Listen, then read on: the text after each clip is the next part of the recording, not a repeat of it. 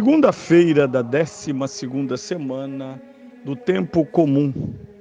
Eu sou o Padre Pedro Paulo, estamos começando mais um programa, A Bíblia no Mundo de Hoje.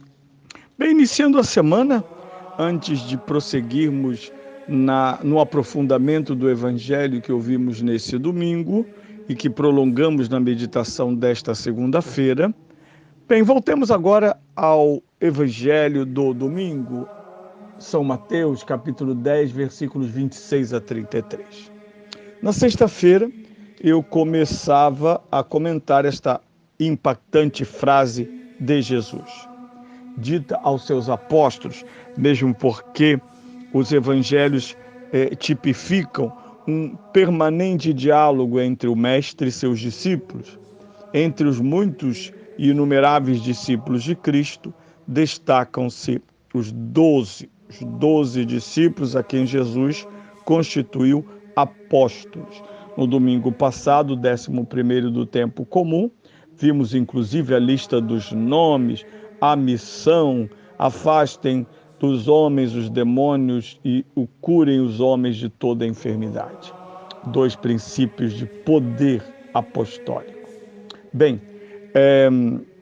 hoje Jesus dá uma ordem a esses homens.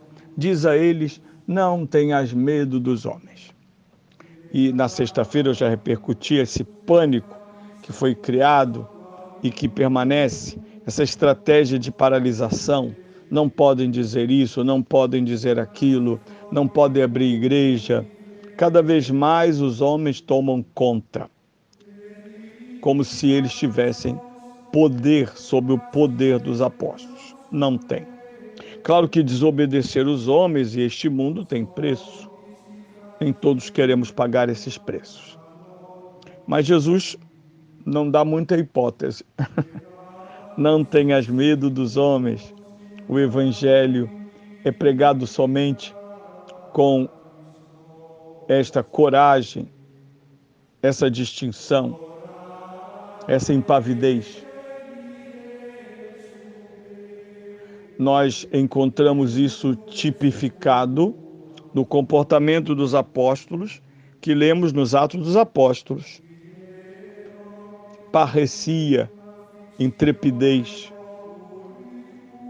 Eles não cedem nenhum centímetro diante das ameaças dos judeus.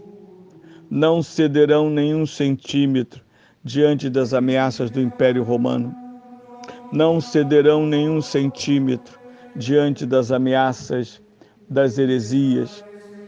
Não cederão nenhum centímetro quando os grandes sistemas totalitários no passado e no presente insistirem em nos ameaçar. Haverá vítimas? Não. Haverão mártires. Isso sim. No rastro desse destemor, a igreja encontra na linha de frente os mártires. Eles não são vítimas, eles são protagonistas da obediência a essa atitude de Cristo. Não tenhas medo dos homens. E isso é que distingue a musculatura do Evangelho, a força do Evangelho, a supremacia do Evangelho. Não são bravatas. Jesus não manda que provoquemos o mundo, manda simplesmente que o enfrentemos todas as vezes que eles são, por natureza, obstáculo ao anúncio, à vivência e, sobretudo, à garantia de que o Evangelho possa ser vivido. Porque lembre-se que, além de nos ameaçar, o mundo também entende ser obstáculo para que as futuras gerações vivam o Evangelho, pela destruição da tradição, pela interrupção da sua comunicação. Na América Latina espalham-se ditadores e uma das suas tarefas é ser obstáculo ao cristianismo em geral e particularmente católico, a Igreja Católica. A Nicarágua tem se destacado nos últimos tempos, mas onde houver ditadura, de qualquer forma, de qualquer naipe, a Igreja será obstáculo. Por isso a gente estranha muito aqui e ali ver esta conivência aparente, discreta ou explícita com qualquer forma de governo. É imoral, sobretudo porque esta conivência inibe a hipótese de termos sempre uma palavra livre para qualquer direção, onde houver erro e obstáculo ao Evangelho. Não somos simpatizantes de nenhum sistema político. No entanto, somos opositores a quaisquer um deles que seja contrário aos princípios do Evangelho. Isso custa, mas vale a pena. Mas Jesus não dá uma ordem sem justificá-la, sem precisar, é claro. Mas ele ilumina a mente dos apóstolos quando diz, primeiro, porque não há nada de encoberto que não venha a ser descoberto. Nada de oculto que não seja revelado.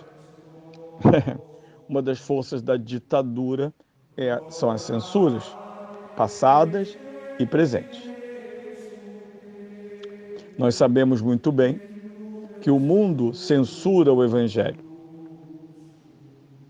porque o Evangelho evidencia e revela sua imoralidade, sua inconsistência, sua ausência de futuro.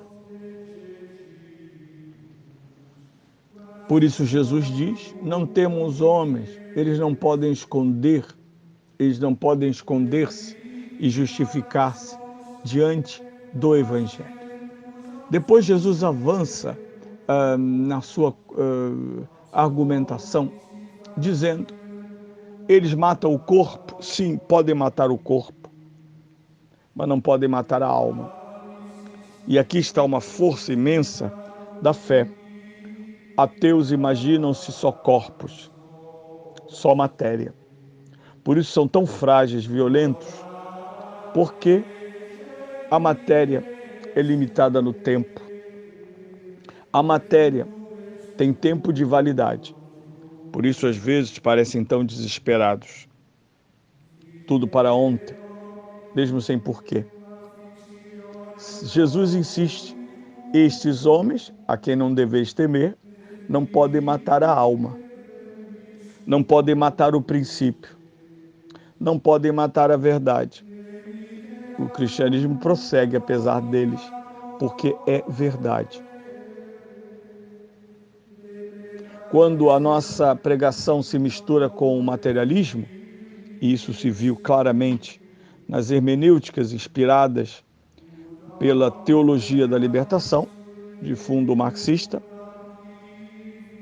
quando a esperança cristã parece esperança humana, quando o reino de Deus parece reino dos homens, quando o paraíso parece terrestre. Aí sim, quando não há mais alma para morrer, temamos aqueles que de fato podem matar os corpos.